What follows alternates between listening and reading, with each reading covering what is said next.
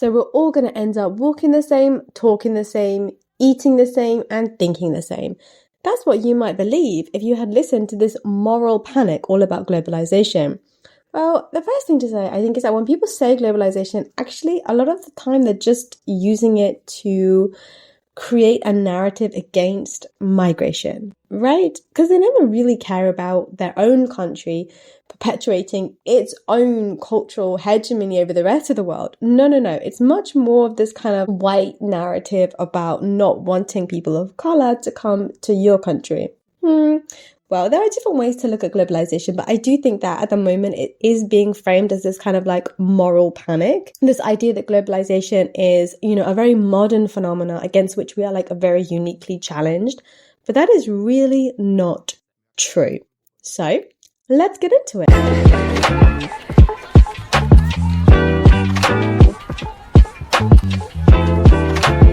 Certain authors, such as Michael Roth-Trullo, argued that the world became global in the 16th century, and that our contemporary arrogance overplays the uniqueness of our times and may blind us to the dimensions of what happened before we were born. A further criticism about globalization is this idea that there is this kind of type of like purity or singularity of culture that could be lost when diverse cultural communities encounter this very bulldozing effect of North Atlantic cultural hegemony. So basically this idea that like McDonaldization basically like shrinks cultural variation. They have those like massive brands like McDonald's and Coca-Cola, and you find this all over the world now, which kind of implies, some people argue, that there's like a lack of cultural variation. But people would definitely argue that that is not true. Carlo Galli describes this as like the reactionary reactions to globalization, which try to preserve large or small communities, and the tragic nonsense of universalized alienation.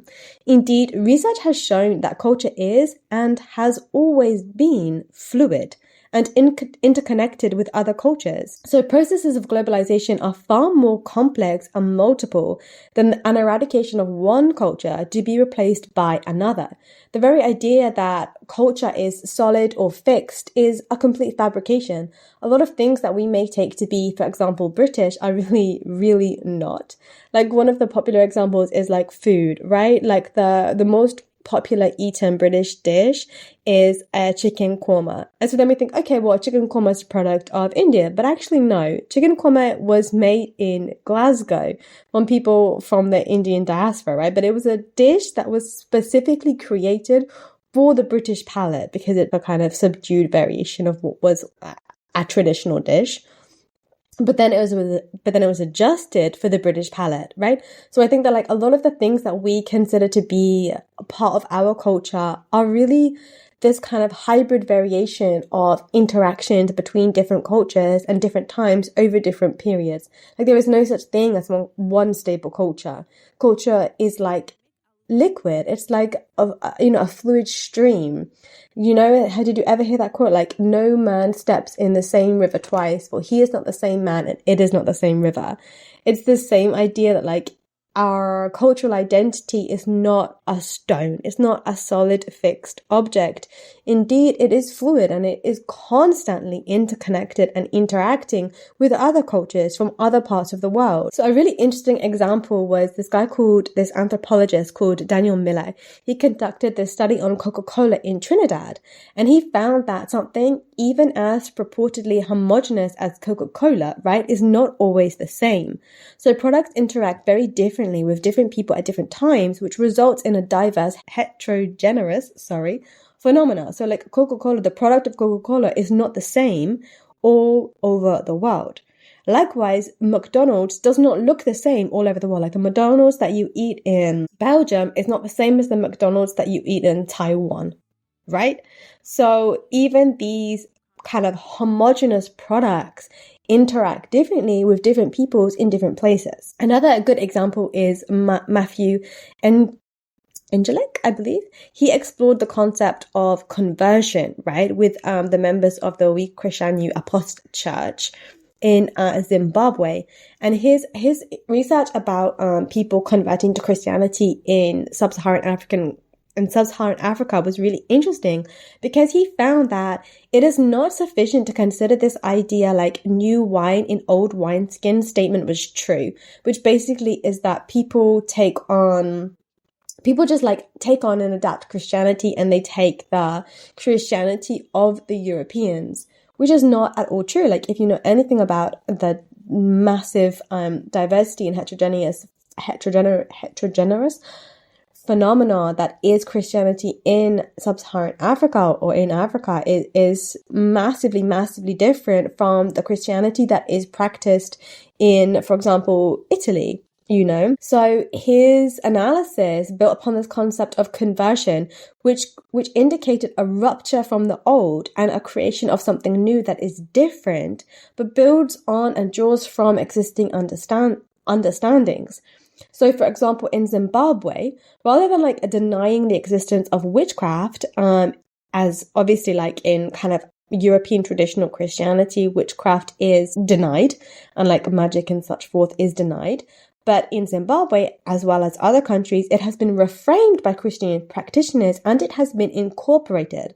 So it creates a new practice that marks a distinct rupture from the old, as in old traditional practices, both of Christianity and of religious spiritualities within Zimbabwe, right? So it's such an important thing to understand, is that even when we see this kind of like homogenizing influence, something as massive as Christianity or as Coca-Cola, the way in which cultures and people around the world interact with these things is always different, and the product is different.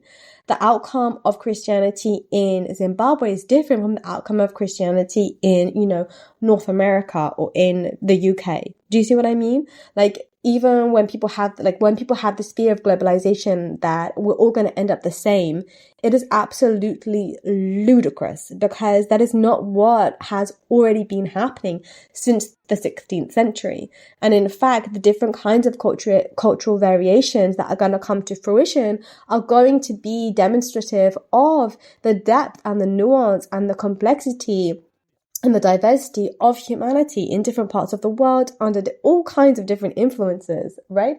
So that's really important to understand, is that globalization is not this moral panic, and we are not all going to end up the same. So I think that there are some people who write really interestingly about this. Like, there's this anthropologist called Boellstorff who did this writing in Indonesia, and it's called Dubbing Culture. And in this article, he showed that processes of globalization create something new that does not mimic or resonate with the so-called original. So he describes it as this kind of awkward fusion, irresolvable tension that renders the process of what he calls dubbing forever incomplete. So it's not like one mimics the other, but it's this kind of like ruption that is different and yet draws on similarities, that dubs over the original to create something new that is different, if you see what I mean.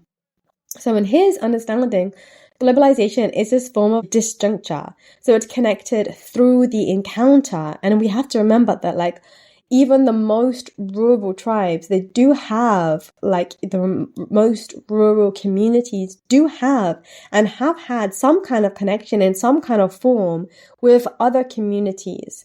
And obviously, the more connected that you are, the more contact and interconnection and like rubbing and friction that you have with other communities.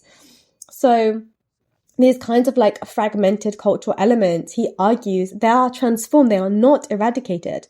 So this idea that like globalization has a negative impact on local communities or on smaller communities is not always true, because cultural elements are transformed, they are not eradicated. That doesn't, I'm not arguing that.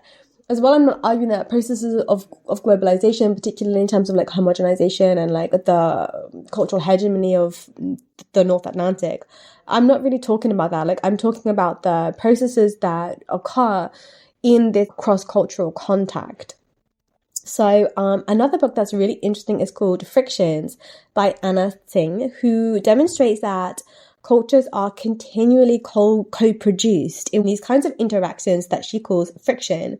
So that's this like awkward, unequal, unstable process that creates qualities of interconnection that draws across difference. This is the same kind of idea as like the dubbing, the friction that highlights what happens when cultures rub together, when multiple cultures rub together as well, drawing from different influences from different times and different socio-cultural, religious circumstances.